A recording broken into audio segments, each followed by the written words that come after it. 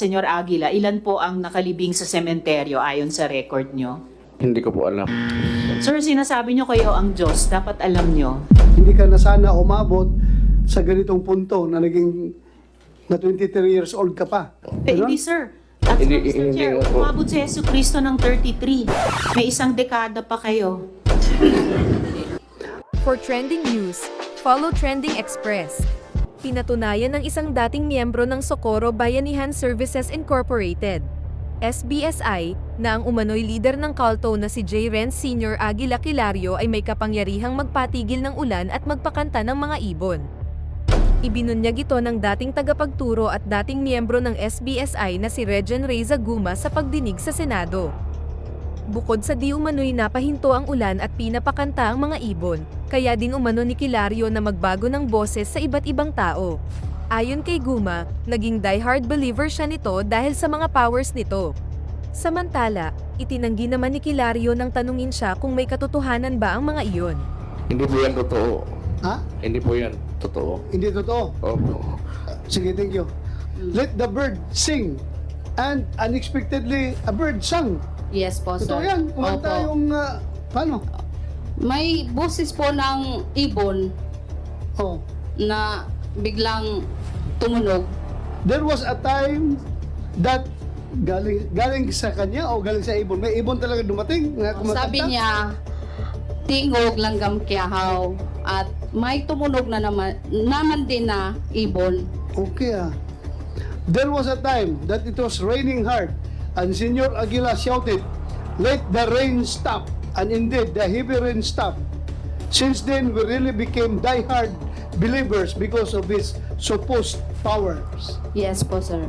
Huminto talaga ang ulan, pagsabi niya. Baka accidentally lang po din po, sir, yung Ang mga alegasyon ng pang-aabuso sa mga miyembro ng aligadong kulto, ang Socorro Bayanihan Services Inc., kasama dito ay ang child marriage at rape na unang nagsimula matapos baguhin ang leader ng grupo noong 2019, ayon kay Surigao del Norte Gov. Lyndon Barbers noong Lunes. Lumalabas na kapag may rules, yung Panginoon, yung Savior, si Senyor Aguila na nilabag, may parusa.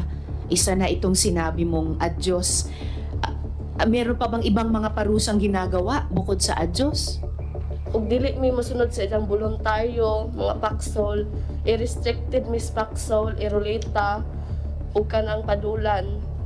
Kung hindi sila susunod, mayroon silang paddle, may ruleta, at restricted, Your Honor. Paddle? Parang paddle ng mga frat, ganon?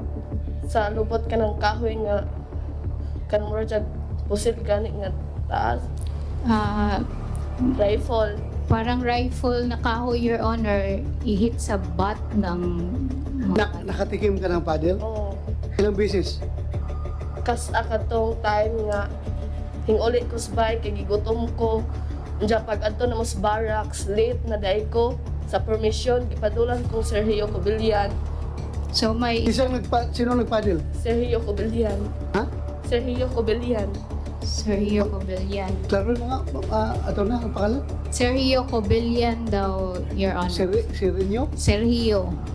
Sergio Cabillan. Cobillan. Mobilyan. Sinabi ni Barbers naririnig na niya ang tungkol sa SBSI at ang kanilang dating leader, si Nena Tarek o Mama Nena. Noong mga panahong iyon, sinabi niyang kilala ang SBSI sa pag-farming, matapos na magkalooban ito ng Protected Area Community-Based Resource Management Agreement mula sa DENR. Agad na isinuspende ng Department of Environment and Natural Resources ang kasunduang nagbibigay pahintulot sa kontrobersyal na Socorro Bayanihan Services Inc. SBSI, na gamitin ang mahigit 3 square kilometers, 300 ektarya, ng protektadong lupa sa Surigao del Norte. Interesado ka ba sa isyu na ito? Mag-comment down below. For trending news, follow Trending Express.